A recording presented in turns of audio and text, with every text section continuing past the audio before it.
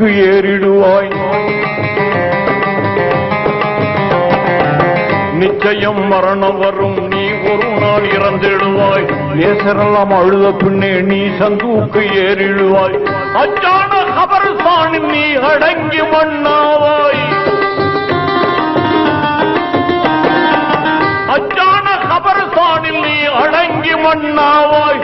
அறுதியில முனை எழுப்பும் இறுதி கியாமத் நாடு வரும். அந்நாளை உணர்ந்திடாமல் ஆணவத்தால் பேசுகிறாய். மௌத்தையே நீ மறந்து எங்கு வாழலாகுமா? மாறிடும் வாழ்வினில் மூழ்குதல் நியாயமா?